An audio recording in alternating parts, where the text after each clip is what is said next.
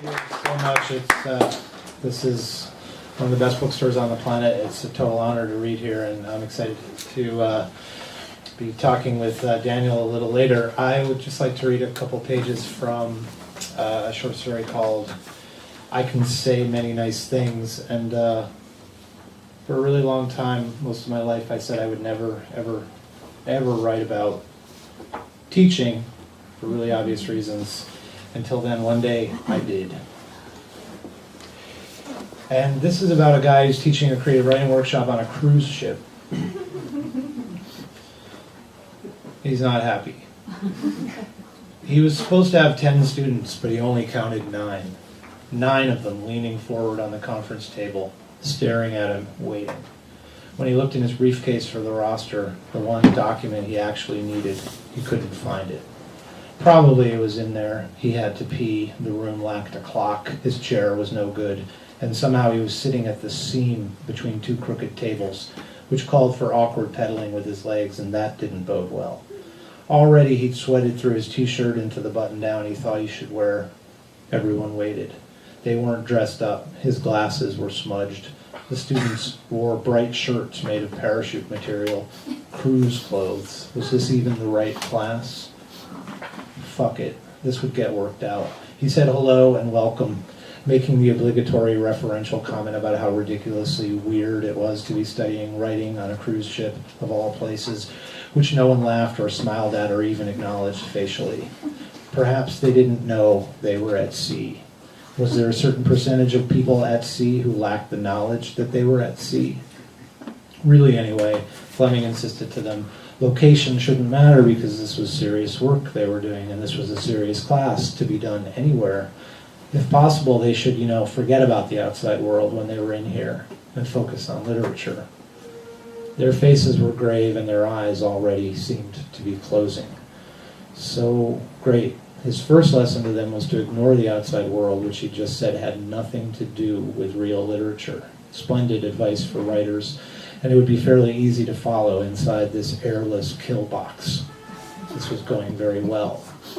They went around the room and said their names, along with some other data he'd requested, favorite books and writers, past classes taken, which they surrendered with quiet hostility as if they were corpses who'd been fed some rejuvenating pulp that would allow them to release a few more sentences before dying again. You brought me back to life for this, their bodies seemed to say. The first story they considered was by Timothy, who had an amazing beard. This didn't disguise the fact that he was no older than 22. Even if it had been a white beard, even had he walked with a cane and maybe pushed along an IV bag on a gurney like a child playing an old person in the theater, this boy would look young. Yet somehow he'd raised a beard of Bunyan density, and the sight of it reproached anything facial Fleming, maybe 30 years the boy's senior had ever attempted. In Timothy's story, an old man sat on a bed and thought back on his life, which featured some activities he regretted, which he would now tell us about in great length. The end. A woman named Shay started the critique. She shrugged, said she had trouble believing it, and then paused, failing to elaborate. That did rather sum things up, Fleming thought. Sort of a brave piece of thinking. Maybe true of almost everything created ever. Paintings, books, houses, bridges, certain people. None of them are finally believable when you really think about it. But, well, there they are. Whole schools of philosophy had fought with that one. Looking at Shay and the confidence she projected, it was clear that belief was her holy grail, and she probably rarely found it. She didn't believe this, she didn't believe that. It was all so unbelievable. Many years from now, Shay would be dying somewhere non-specific. Fleming's imagination couldn't piece together a good deathbed location, and she would declare that she couldn't believe it. Did Shay want to suggest anything Timothy could do to make the story more believable, Fleming asked. No, I don't believe in meddling with other people's art, no way, and I don't want anyone to meddle with mine. Well put, and good on you, he thought, but then, what the fuck are you doing here? He almost said, okay, so what do other people think of that? The classic workshop whirlpool everyone might happily drown in for a while. Let's all go down together. But he stopped himself because that would be like asking who else thinks that we have no purpose here. And even if he verged toward the affirmative himself, he'd better pull this ship back to dock pretty fast. Relying on experience, Fleming waited Fleming waited. It was about the only trick he had when he was in the gladiator pit. Ride out the silence, stare the fuckers down. Someone else in the room was likely to find the pause unbearable before he did. And sure enough, up stepped Timothy's defender, Rory. Cheerful, permissive, simple, friendly, handsome, healthy, well-adjusted, insane. Someone who should never have become a writer. Rory thought the story was great. So great. That man on that bed, wow. Rory could just see and feel him there. The whole thing was so real, and he wouldn't change a thing. This was perfect stuff. It almost could have been a movie. Rory smiled, and it was clear that no one had ever disagreed with him, ever. Or more likely, people had disagreed with Rory, but he wasn't aware of it. The bliss it must be to be Rory. So, the polls had been set, approval and dismissal of Timothy's story, and now it was Fleming's duty to string critical latticework between them, ricocheting between praise and criticism until everyone had gotten their money's worth. Later, Timothy could pick from this web of provocative suggestion as he got going with his revision. Slowly, the workshop roles emerged. There were the miniaturists who wanted to look at a certain line on page 5 and wonder if maybe it shouldn't be airlifted earlier, which might seismically alter the story and bring the whole thing scarily to life. There was the person who said that the story really began halfway down page 2. Apparently these people were everywhere, even on boats. That your story starts here, people. What about saying that the story begins right after it ends, right here on a page you haven't written yet, and then throw a balled up piece of paper at the writer? There was a young woman named Britt who felt the story should be switched from first person to third. First person to her, at least in this story, allowed confessional overtones that seemed to let too much self-pity creep into the story, which defeated a reader's ability to care for this man. If he feels sorry for himself, she explained, it makes it harder for us to. Not bad, Britt, Fleming thought, keeping his face neutral. A strange dose of reason on the high seas. But her comment was ignored, and then there was the person who confessed that this story really wasn't his thing, so it wasn't even fair for him to try to evaluate it. He'd better pass. He wanted to pose this response as an apology, like saying he was sorry he didn't read French, so what could he do? I'm sorry, man, your shit isn't my thing.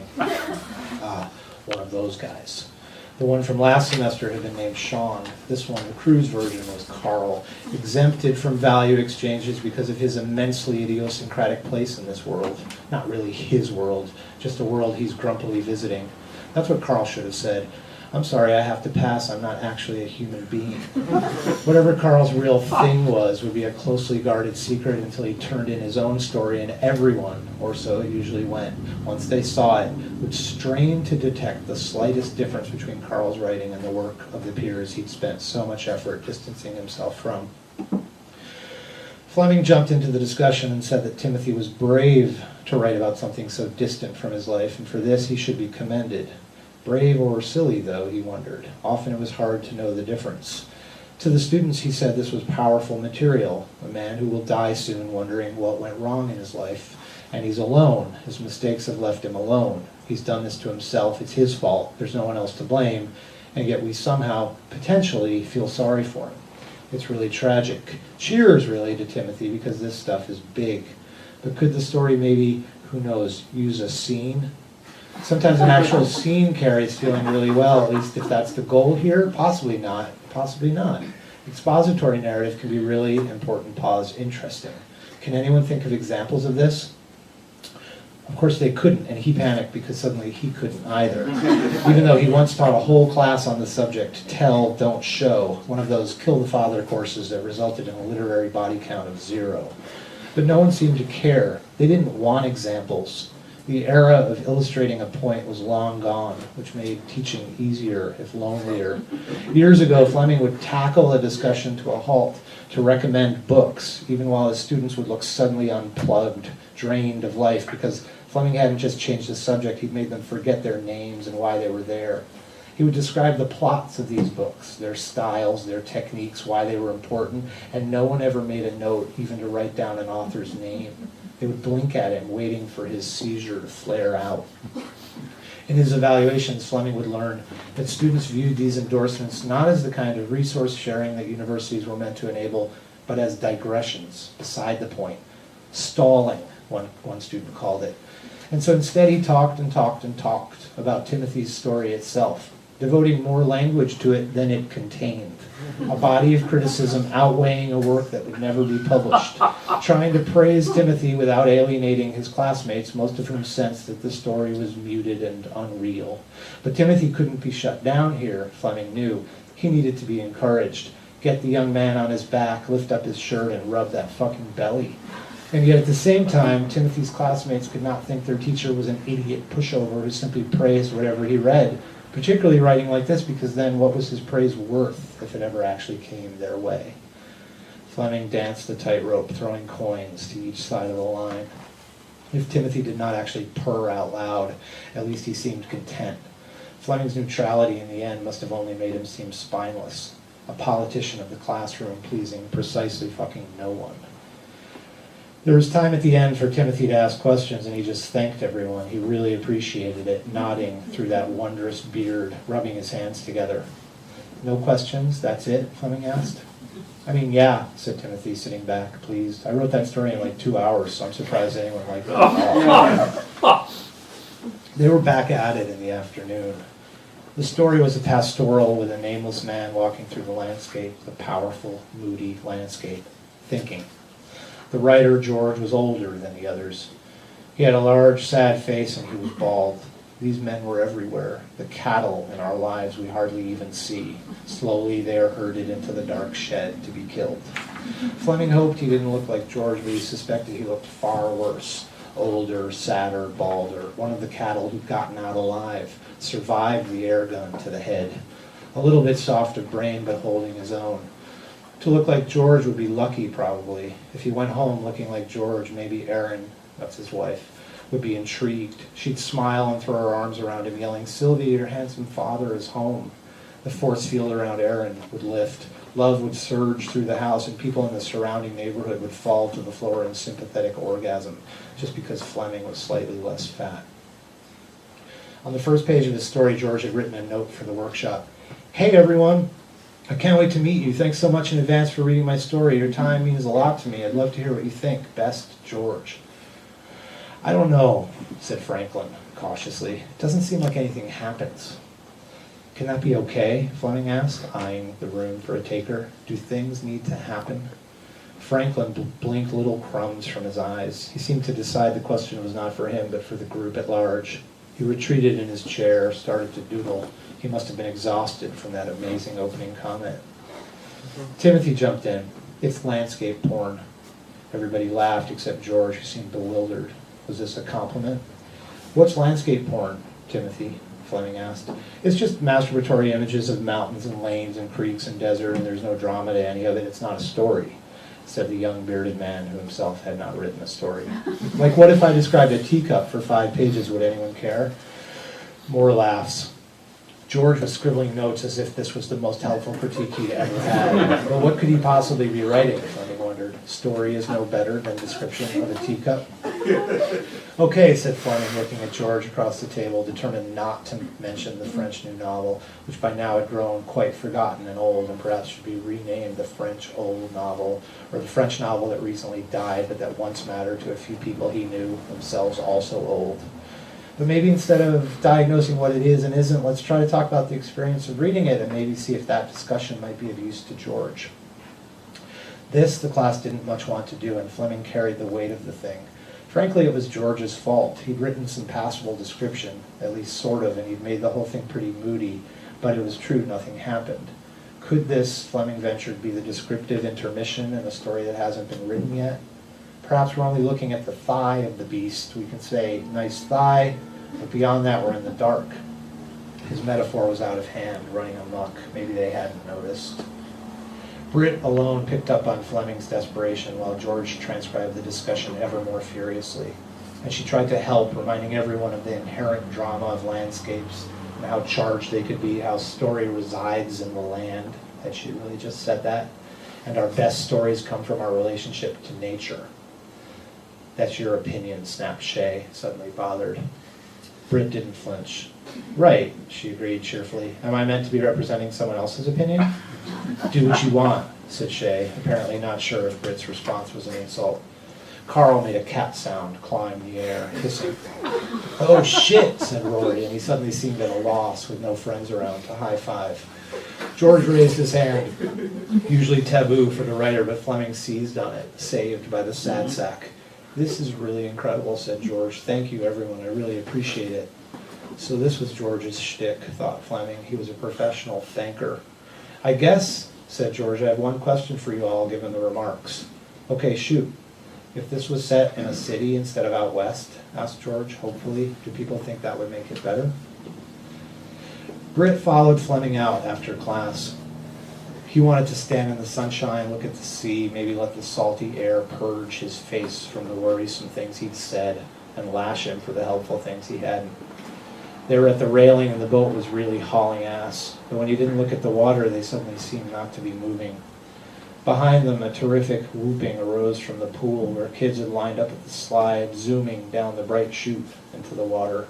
How amazing if he could get an hour alone with that pool, guarded from spectators, streaking down the slide, exploding against the water, only to pull himself back up the ladder to do it again. "Why'd you start with 2 men today?" Britt asked.